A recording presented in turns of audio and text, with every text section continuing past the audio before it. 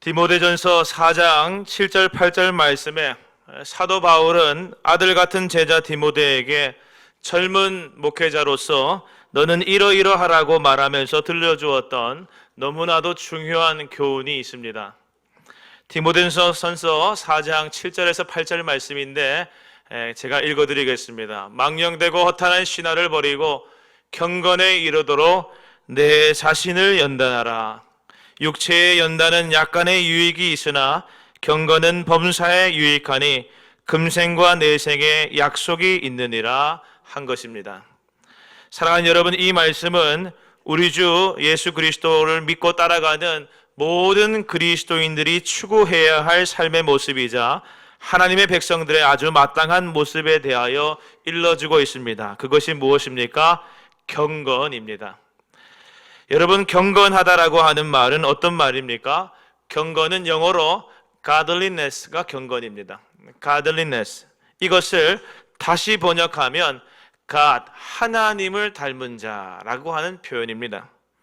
그렇습니다. 하나님의 성품 곧 사랑과 은혜와 자비와 거룩 등 하나님만이 가지신, 하나님만이 지니신 그 독특하고도 아름다운 모습들을 우리도 가지게 될 때 우리는 godliness, 하나님을 닮았다, 즉 경건하다 그러는 것입니다.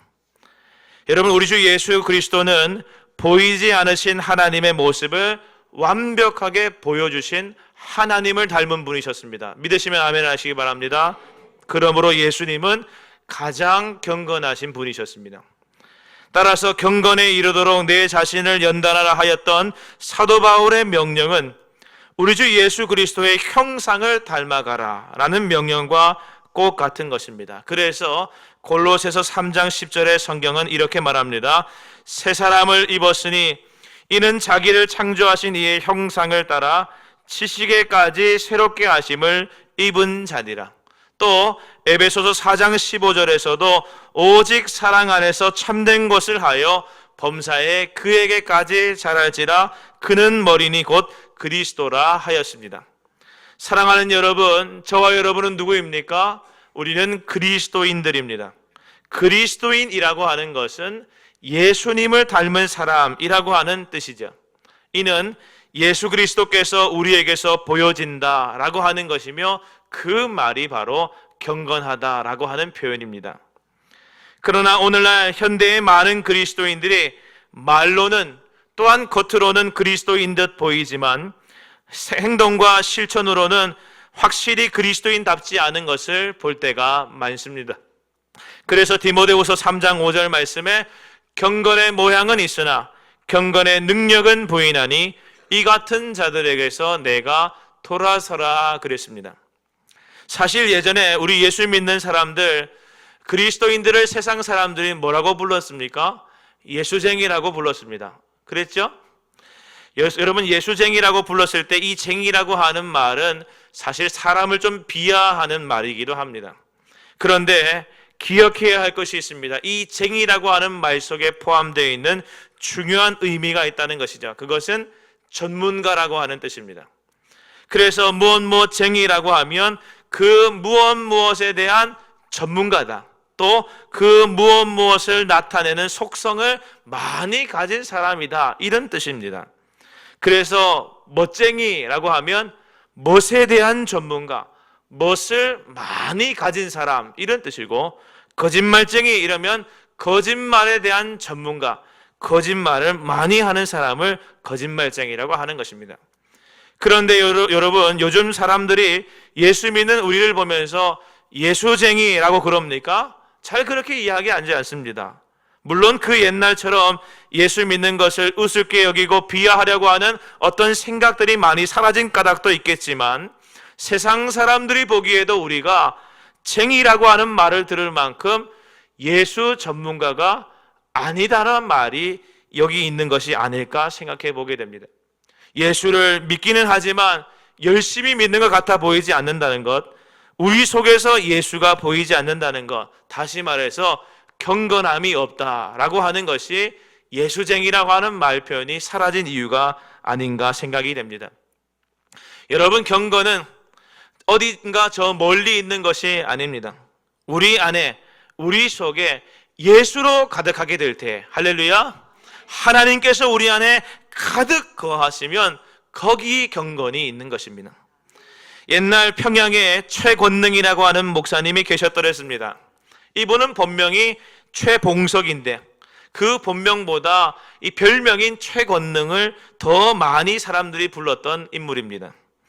평양의 온 거리를 다니시면서 예수천당 불신지옥, 예수천당 불신지옥 이렇게 외치면서 전도하셨던 분으로 유명한 분이 이 최권능 목사님입니다.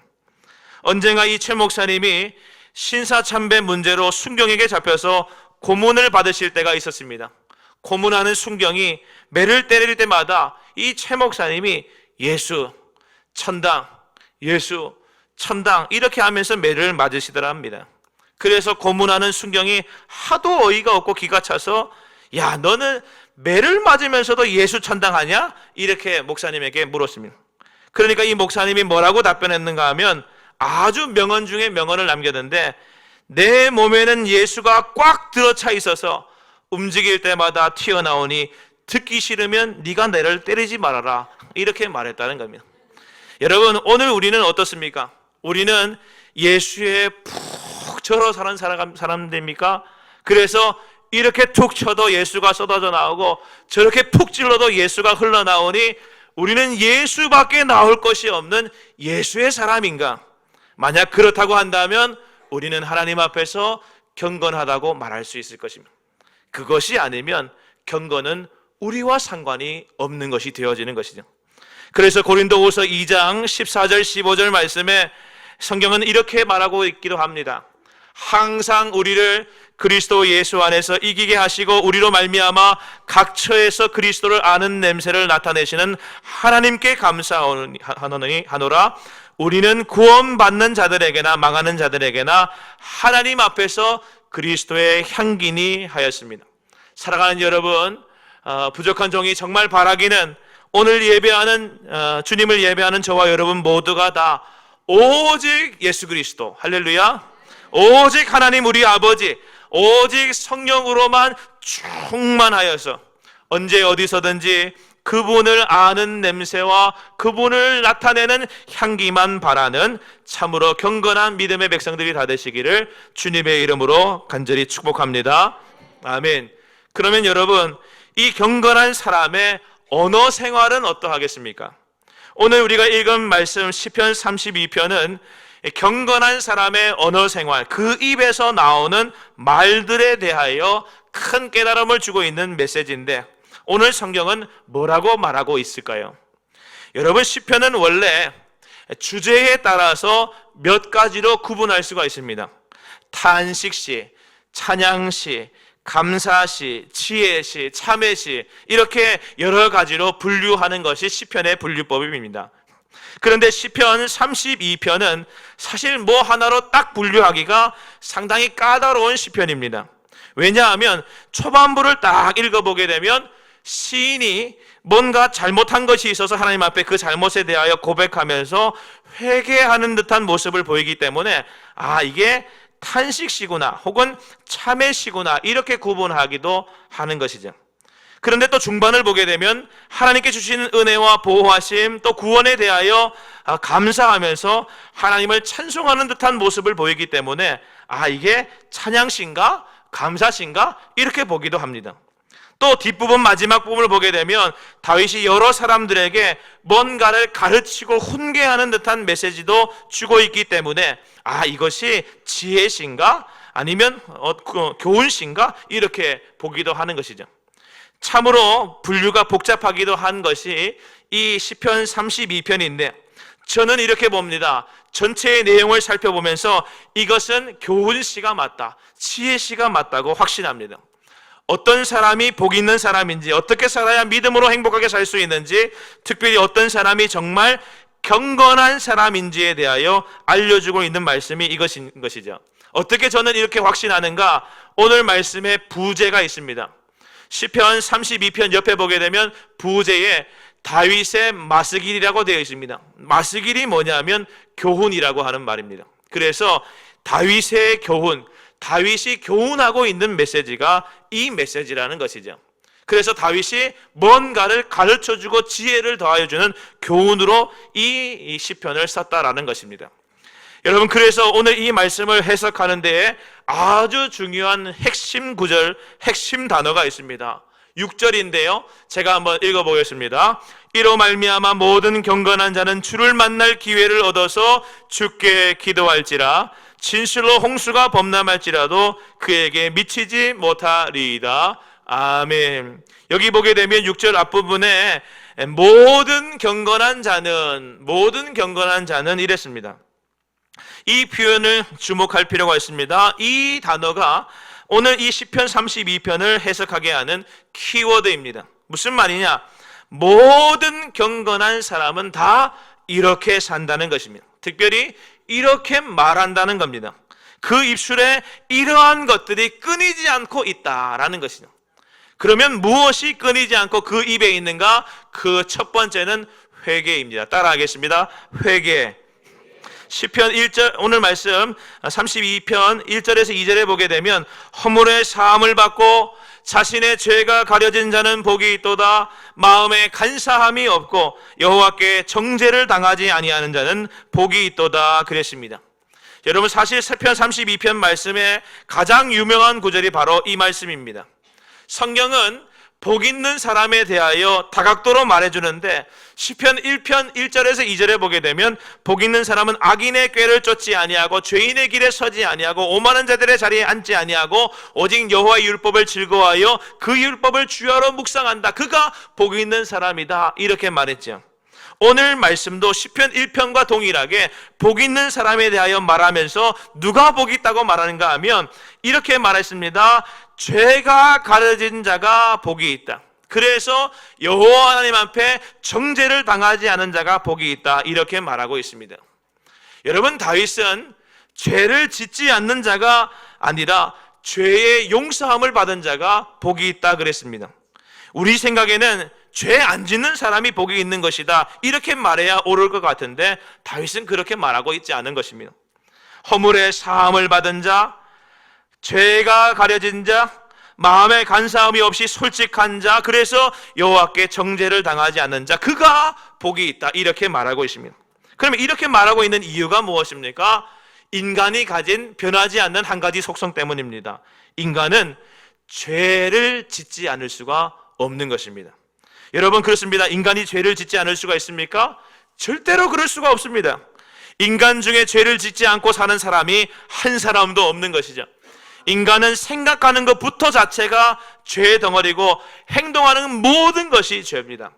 사실 성경은 아담 이후의 모든 인간은 존재하는 것 그 자체가 죄라고 말하고 있을 정도입니다. 그렇기 때문에 다윗은 죄를 짓지 않는 자가 아니라 죄 사함을 받은 자가 복이 있다고 말하고 있는 것입니다. 그리고 죄 사함을 받았다고 하는 것은 죄를 지었기 때문에 아주 분명한 죄인이지만, 죄인이 맞지만 죄인으로 역임을 받지 않는다. 오히려 의인처럼 불린다, 이런 뜻입니다. 사랑하는 여러분, 기억하시기를 바랍니다. 인간은 누구나 다 죄사함이 필요한 존재입니다. 인간은 누구도 완전하지 못합니다. 다 불완전합니다. 특별히 인간은 죄성을 가지고 태어납니다. 그래서 죄를 안 짓고 싶지만 안 지을래야 안 지을 수 없는 것이 인간인 것이죠. 아무리 열심히 노력해도 죄로부터 자유하지 못한 것입니다. 따라서 우리는 무엇해야 합니까? 죄의 사함을 받아야 됩니다. 예수 그리스도의 보혈을 의지하여 하나님 앞에 우리가 지은 죄를 고백하고 자백함으로 내 의를 주장하지 말고 내 죄를 시인함으로 죄 사함의 은혜를 누려야 하는 것입니다.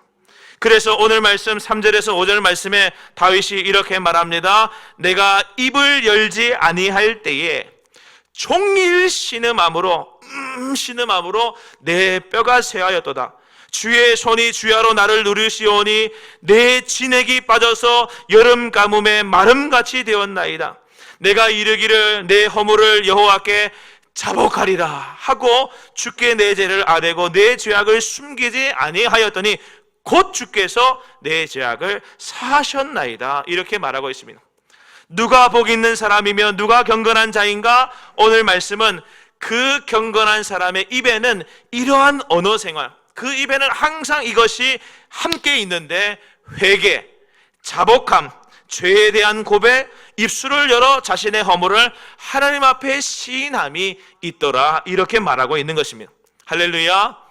여러분, 죄가 마음에 있으면 하나님이 그 사람과 함께 할 수가 없습니다. 하나님은 죄를 미워하시며 죄인을 살려두지 않으시기 때문입니다. 그래서 고린도후서 6장 14절에서 16절에 보게 되면 의와 불법이 어찌 함께하며 빛과 어둠이 어찌 사귀며 그리스도와 벨리알이 어찌 조화가 되며 믿는 자가 믿지 않는 자가 어찌 상관하며 하나님의 성전과 우상이 어찌 일치가 되냐고 했습니다. 그러나 하나님 앞에서 우리의 죄를 영원히 덮어버림으로 말미암아 하나님이 우리와 함께 하실 수 있게 하는 것이 있습니다. 그 유일한 방법이 바로 우리의 죄를 자복하는 회개라는 것이죠. 할렐루야. 회개는 여러분, 죄를 없이 하는 것이 아닙니다. 죄가 있으나 없는 것처럼 여김받게 하는 것이 회개입니다. 그래서 회개는 죄를 없이 한다 하지 아니하고 회개는 죄를 가리운다 그럽니다. 여러분, 사람들은 일반적으로 죄 있는 그 사람이 죄를 잘 숨기면 더 죄를 잘 가릴 수 있을 거라고 여깁니다. 그래서 죄인인 인간의 특징은 무엇입니까? 내 죄를 어떻게든지 잘 숨기고 가려서 죄가 없는 것처럼 보이는 것을 원하는 것이죠.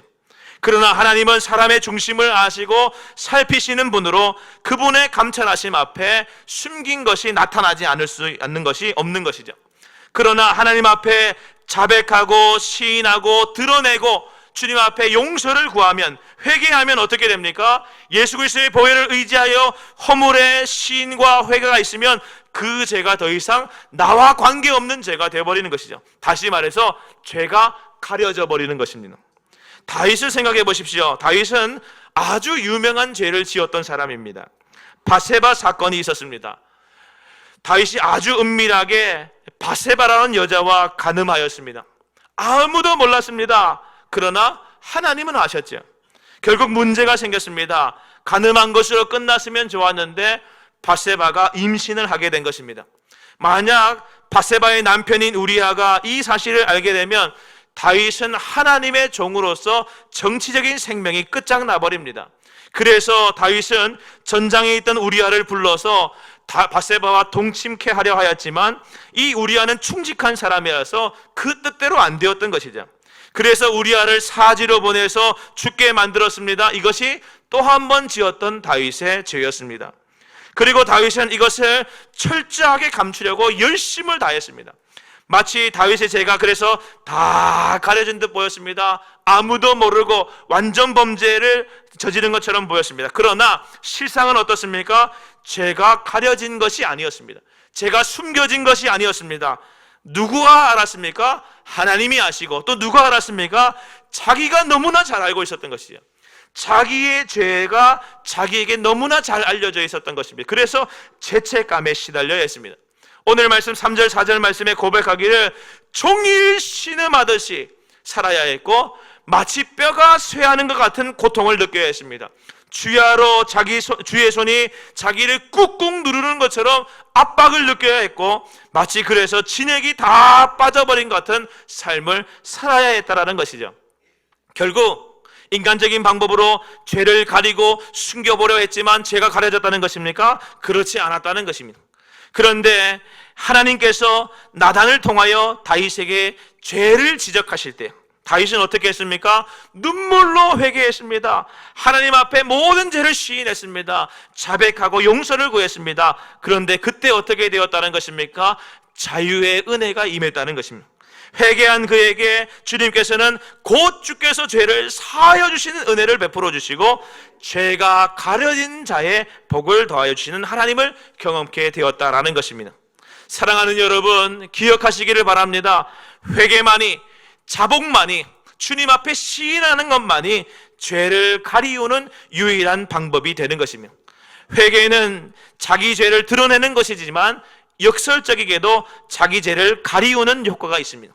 그리고 경건한 자는 그 입술에 회개의 고백을 끊이지 않고 계속함으로 말미암아 자기 죄를 늘 가리우는 하나님의 사람들이 되어지는 것입니다. 성경에 여러 경건한 인물들에 대한 말씀이 많이 나옵니다. 그 중에 빼놓을 수 없는 한 사람이 있는데 욥이라고 하는 사람이 있습니다. 욥은 우리가 고난의 대명사로 알고 있지만 사실 경건함의 대명사이기도 합니다. 욥기 1장 초반부에 보게 되면 욥에 대한 소개가 나오는데 성경이 뭐라고 말하느냐면 우스 땅에 욥이라 불리는 사람이 있었는데 그 사람은 온전하고 정직하여 하나님을 경외하며 악에서 떠난 자더라, 이렇게 말했습니다. 이 말은 무슨 말입니까? 하나님 뜻에 합당하게 살기 위하여 이 사람만큼 애쓰고 힘쓰고 그래서 고결한 사람이 없다. 인품에서도 영성에서도 그 도덕적인 삶과 행실에서도 하나님 믿는 사람다운 사람이다, 하나님을 닮은 사람이다, 이렇게 말하고 있는 것이죠. 그래서 이 사람은 하나님께서 사탄 앞에서 이 사람을 자랑하실 만큼 대단한 경건의 사람이었습니다. 그래서 욥기 1장 8절에 여호와께서 사탄에게 이르시되 네가 내 종 욥을 주의하여 보았느냐? 그와 같이 온전하고 정직하여 하나님을 경외하고 악에서 떠난 자가 세상에 없느니라 그랬습니다. 그런데 욥의 행동 가운데 성경이 유독 주목하고 있는 것이 있습니다. 그게 뭐냐 하면 회개를 유독 주목합니다. 제가 지금 욥기 1장 1절과 1장 8절 말씀을 읽어드렸는데 2절부터 7절 사이에 나오는 말씀을 읽어보게 되면 욥의 수많은 행동 가운데 성경이 유독 주목하여 말하고 있는 것이 회개였습니다. 뭐라고 말하냐면 그가 얼마나 회개를 열심히 했던지 자녀들이 자기 생일날에 잔치를 베풀고 함께 먹고 마시는 중에 혹여라도 죄를 지었을까 봐 잔치가 끝난 다음에 바로 욥이 한 것은 자녀들을 다 불러서 성결하게 하고 아침에 일어나서 그 자녀들의 명수대로 회개의 번제를 드렸다, 이렇게 말하고 있는 것이죠. 그래서 성경이 말하기를 이는 욥이 말하기를 혹시 내 아들들이 죄를 범하여 마음으로 하나님을 욕되게 하였을까 함이라 욥의 행위가 항상 이러하더라 하였더라, 이렇게 말하고 있습니다. 사랑하는 여러분, 경건한 사람 욥은 이렇게 살았다는 것이죠. 그 일생을 성경은 딱 한 가지로 얘기하는데 항상 이렇게 살았다. 어떻게 살았다? 회개하며 살았다. 극단적인 예가 될 수는 있지만 이토록 회개하기를 힘쓰는 사람이 바로 경건한 사람이라고 성경이 우리에게 말하고 있습니다.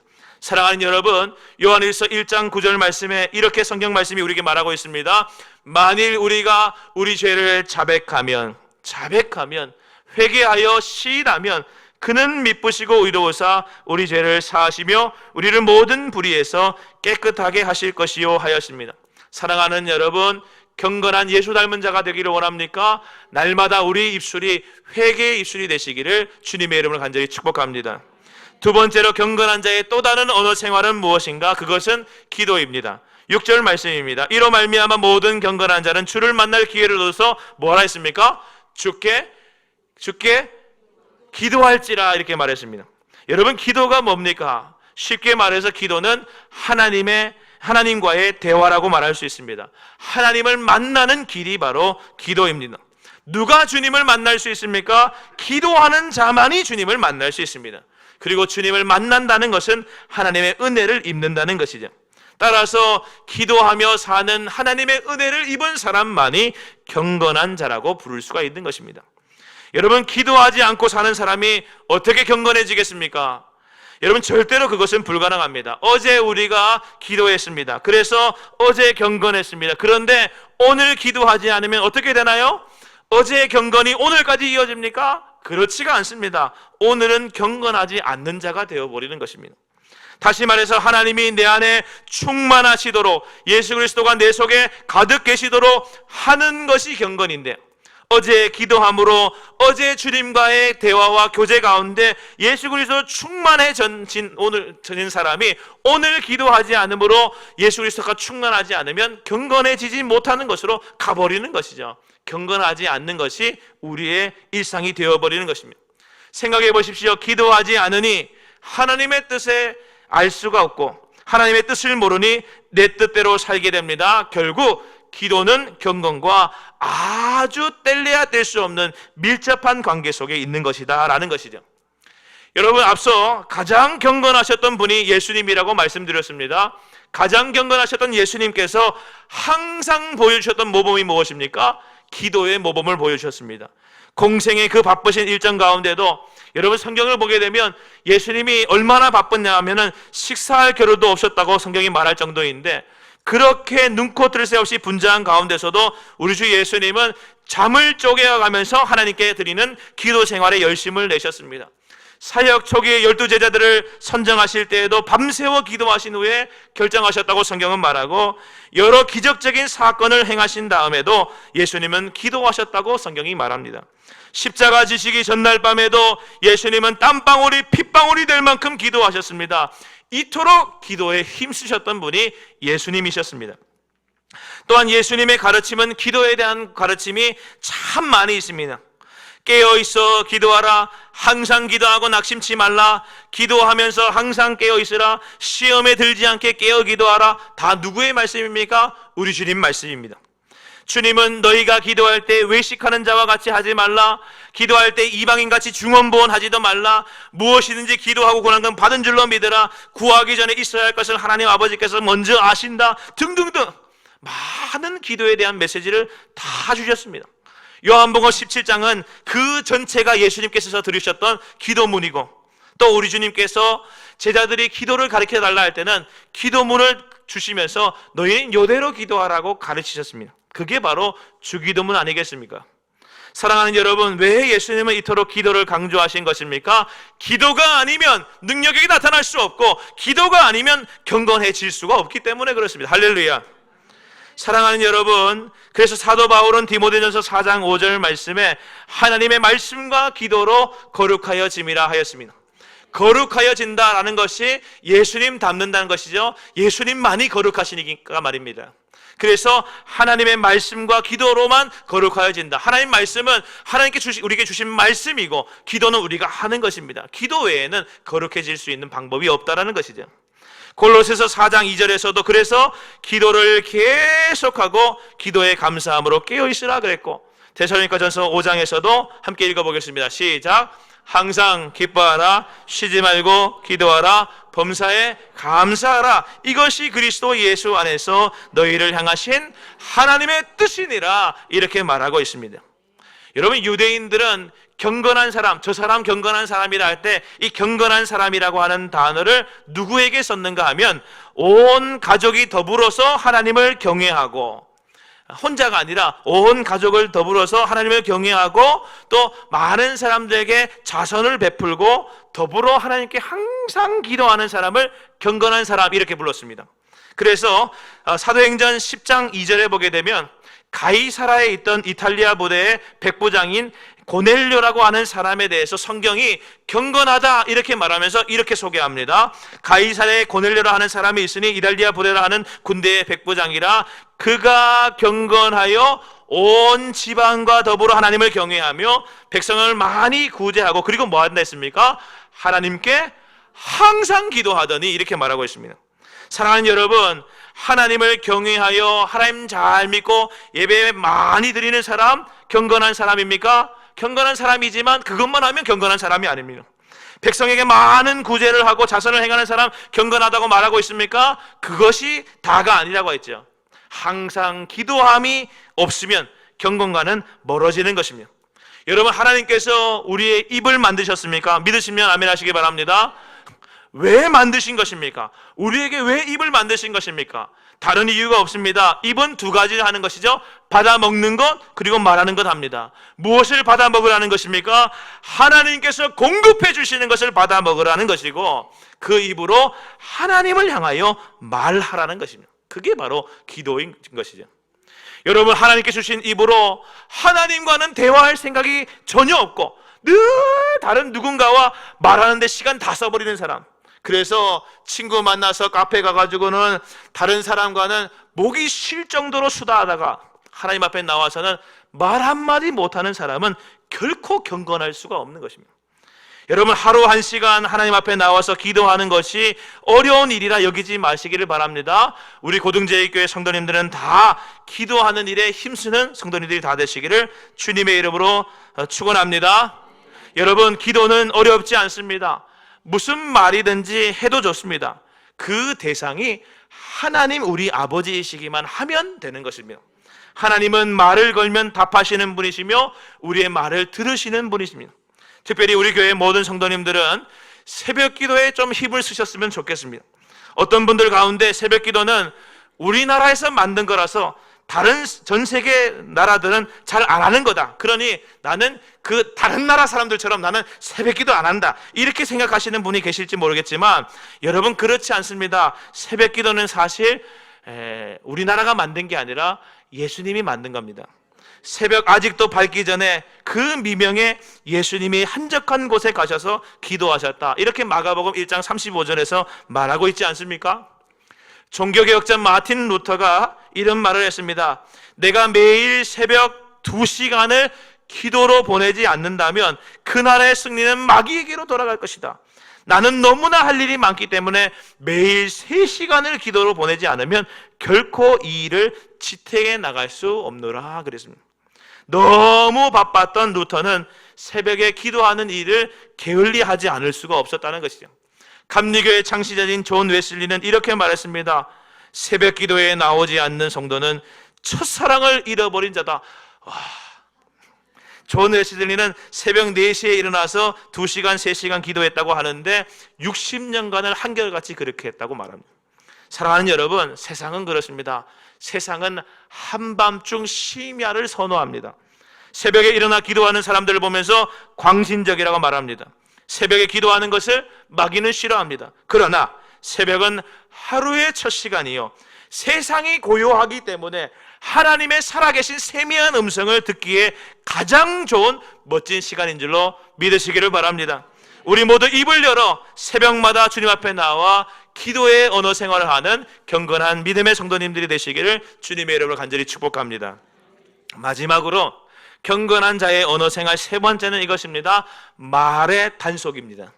오늘 8절 이하의 말씀을 보게 되면 내가 내 갈 길을 가르쳐 보이고 너를 주목하여 훈계하리로다. 너희는 무지한 말이나 노새같이 되지 말지어다. 그것들은 제갈과 굴레로 단속하지 아니하면 너희에게 가까이 가지 아니하리로다. 이렇게 말했습니다. 여기 9절에 나오는 말은 말이 아니라 말입니다. horse, 이렇게 동물 말, 그걸 말하는 겁니다. 그래서 여기에서 말과 노새가 있다 이렇게 말하는데, 말과 노새는 완고한 동물의 상징이죠. 말과 노새는 사람의 말에 쉽게 순종하지 않는 버릇이 있습니다. 본래 고집이 센 동물이라서 그런 것이 아니라 사람 말을 잘 알아듣지 못하기 때문입니다. 그래서 사람들이 이 말과 노새를 활용하기 위해서 하는 것이 있는데 무엇입니까? 그 입에 괴가를 물리거나 굴레를 씌워서 그 말을 제어하고 부리는 것이죠. 사람도 마찬가지입니다. 입의 말에 제갈과 굴레로 단속하지 않으면 우리는 이미 완고한 동물과도 같아서 중구난방 뒤죽박죽 살아가는 것입니다. 그래서 말이 아름답지 못한 사람은 그 삶이 말이나 노새처럼 살아가는 것이죠. 여러분, 야고보서 1장 26절 말씀에 성경은 이렇게 말하십니다. 누구든지 스스로 경건하다, 나는 경건하다 생각하며 자기 혀에 재갈을 물리지 아니하고 자기 마음을 속이면 이 사람의 경건은 헛된 경건이라고 말했습니다. 그래서 시편 39편 1절 말씀에 시편 기자가 이렇게 주님 앞에 고백했습니다. 내가 말하기를 나의 행위를 조심하여 내 혀로 범죄하지 아니하리니 악인이 내 앞에 있을 때에 내가 내 입에 재갈을 먹이리이다 하였도다 하였으며, 어떤 사람이 이렇게 반문할 수 있습니다. 아니, 말이라고 하는 것은 잠깐 이렇게 잠깐 하고 나면 사라져 버리는 것인데 그것이 약간 조심하지 않았다고 해서 그렇게까지 혹평할 필요가 있는가, 이렇게 생각할 수도 있지만 그렇지가 않습니다. 여러분, 말이라고 하는 것은 그 사람의 인격 전부가 말입니다. 속 사람이 있는 모습 그대로 다 나오는 통로가 무엇입니까? 말인 것이죠. 다시 말해서 말이 그 사람이고 그 사람이 말인 것입니다. 따라서 경건도 그 사람의 말로서 다 가늠할 수가 있는 것입니다. 그럼에도 세상 사람들은 말할 것도 없이, 심지어 성도들 가운데에도 이 말의 지혜가 없는 분들이 많습니다. 이곳저곳 다니면서 필요 없는 말을 퍼뜨리는 것을 넘어서서 근거 없는 비방으로 많은 사람들에게 상처를 주면서, 그러면서도 그것이 얼마나 큰 죄인가, 경건하지 않은 모습인가 스스로 인식하지 못하는 사람이 적지 않은 것이죠. 제가 이렇게 설교해도 목사님 나는 안 돼요, 나는 원래 그래요. 원래 나는 어려서부터 원래 그게 안 됐어요. 원래 안 되는 게 어디 있습니까? 그런 말로 포장해서는 안 됩니다. 우리 인간의 언어는 능력이 있습니다. 하나님께서 말씀으로 세상을 창조하신 것처럼 하나님의 형상으로 지음받은 우리 인간도 말의 능력이 있어서 인간의 말로 세상을 파괴할 수도 있는 것입니다. 그래서 세상에 이런 말이 있잖아요. 말 한마디로 천냥빚을 갚는다. 새치혀가 사람 죽인다. 이런 말이 있습니다. 사랑하는 여러분, 현대에는 폭력이라고 하는 단어를 쓸 때 이 폭력의 범주 안에 어떤 몸에 타격을 주는, 육체에 타격을 주는 폭력만이 아니라 언어 폭력도 포함하고 있습니다. 그래서 형법 조항에 언어 폭력도 들어있는 것이죠. 사랑하는 여러분, 우리가 아무리 다른 모든 행위는 잘 갖추어서 경건의 모양이 잘 거쳐져 있다 할지라도, 그래서 나는 깨끗하고 나는 아름다운 삶을 살고 그렇게 산다고 자부할지라도 절제된 언어로 주변 사람들에게 절제 없는 언어로 주변 사람들에게 많은 고통과 상처를 주는 것이 다반사라고 한다면 아직 우리는 경건하지 않은 것입니다. 예수 닮은 경건의 생활이 너무나도 아직 많이 모자란 것이죠. 그래서 시편 141편 3절에 다윗은 이렇게 기도합니다. 여호와여, 내 입에 파수꾼을 세우시고 내 입술의 문을 지키소서. 아멘. 여러분, 아직 내가 입이 내 마음대로 안 된다, 내 입에 재갈이 안 물렸다 하는 사람이 있으면 성경 앞부분에 이것부터 적어 놓으세요. 시편 141편 3절 여호와여, 내 입에 파수꾼을 세우시고 내 입술의 문을 지키소서. 이거 맨날 보면서 기도해도 될까 말까예요. 사랑하는 여러분, 이것이 우리의 바람되기를 소망합니다. 항상 거룩하고 아름다운 말 사용으로 인하여 이웃에게도 덕을 끼치고 하나님께도 영광이 되는 저와 여러분이 다 되시기를 주님의 이름으로 간절히 축원합니다. 이제 말씀을 마무리하고 정리하겠습니다. 여러분, 경건은 삶의 다양한 부분에서 이루어질 수 있습니다. 그런데 특히 말에서, 우리의 입술에서 다뤄질 때 성경이 말하는 것은 이 세 가지가 거의 전부입니다. 회개, 기도생활, 그리고 말의 단속, 입의 재갈을 물리는 것. 회개하고 자복하고 시인하고 주님 앞에 용서를 구하는 것, 날마다 주님 앞에 기도하는 생활, 그리고 입에 재갈을 물려서 거룩하고 경건하고 절제 있는 말을 행하는 것, 이것을 성경이 말하고 있는 것이죠. 사랑하는 여러분, 우리는 예수님처럼 말하는 자가 되기를 소망합니다. 매일매일 예수님께서 하셨던 말처럼 우리도 그렇게 예수님처럼 말함으로 말미암아 그리스도의 장성한 분량에 이르기까지 자라나는 믿음의 성도들이 되시기를 주님의 이름으로 간절히 축복합니다. 아멘. 함께 기도하겠습니다. 오늘 주신 말씀 생각하면서 함께 기도할 수 있게 되기를 바라고요. 오늘은 예배의 목표가 경건입니다.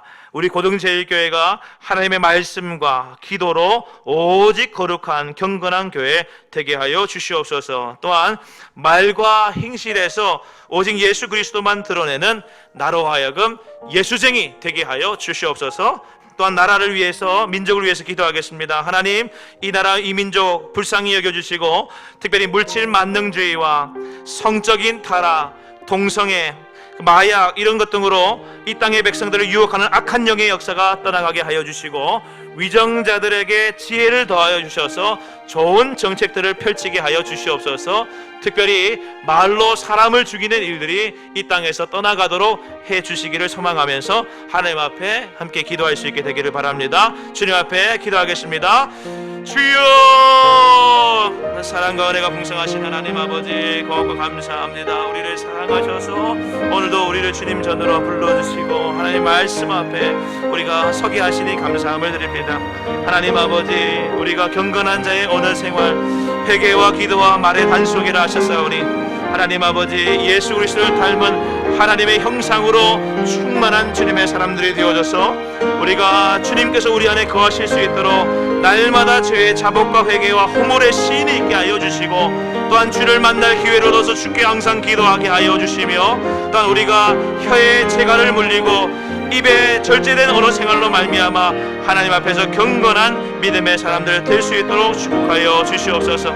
우리 고등제일교회를 주님께서 사랑하여 주시고 축복하여 주셔서 하나님 말씀과 기도로 오로지 거룩한 교회 되게 하여 주시옵시고 교회가 늘 아름다운 믿음의 열매들이 가득한 교회가 되게 하여 주시옵시고 또한 하나님 아버지 경건의 모양만 있는 것이 아니라 경건의 능력 또한 있는 교회가 되도록 축복하여 주시옵소서. 말과 행실에서 오직 예수 그리스도만 드러내는 우리 모든 성도들이 다 예수쟁이 되게 하여 주시고 예수 그리스도를 보여주는 하나님의 사람들 되게 하여 주시옵소서. 이 나라와 이 민족을 위하여 기도하오니 주여 우리에게 은혜를 다하여 주시옵시고 특별히 물질 만능주의와 성적인 타락, 동성애와 마약 등 이 땅의 백성들을 유혹하는 악한 영의 역사가 떠나가게 하여 주시옵시고 모든 위정자들에게 지혜를 주셔서 믿음의 좋은 정책들을 펼치게 하여 주시옵시며 특별히 하나님 아버지 말로 사람을 죽이는 일들이 이 땅에서 떠나가도록 인도하여 주시옵소서. 서로 세우는 말, 사랑의 말, 감사의 말, 서로에게 용기를 주는 말들이 이 땅 백성 곳곳에 있도록 주님께서 역사하여 주셔서 주님의 놀라신 은혜와 사랑과 평안과 형통이 우리나라와 가운데 충만하도록 인도하여 주시옵소서. 우리를 사랑하신 예수 그리스도의 이름으로 간절히 기도하옵나이다. 아멘. 하나님 아버지 고맙고 감사합니다. 오늘도 귀한 말씀으로 우리에게 도전 주시고 이 말씀 따라 살고자 하는 거룩한 열망이 일어나게 하시니 감사함을 드립니다. 주님의 백성들이 주의 말씀 따라 살게 하여 주시옵시고 순종함으로 이 말씀이 우리의 것들 될 수 있도록 역사하여 주시옵소서. 주님 주신 말씀 우리 마음판에 새겨지게 하여 주시고 잘 박힌 모처럼 빠지지 않게 하여 주시옵시고 이 말씀 따라 살 때에 우리 모두가 경건한 믿음의 사람들 되게 하여 주시옵소서. 예수 그리스도를 닮게 하여 주시고 하나님의 형상이 우리 가운데 드러나게 하여 주셔서 예수 같은 자 되게 하여 주시고 경건한 믿음의 사람으로 하나님 앞에 살아가도록 인도하여 주시옵소서. 우리 가운데 역사하신 주님께 감사를 드리며 예수 그리스도의 이름으로 간절히 기도하옵나이다. 아멘.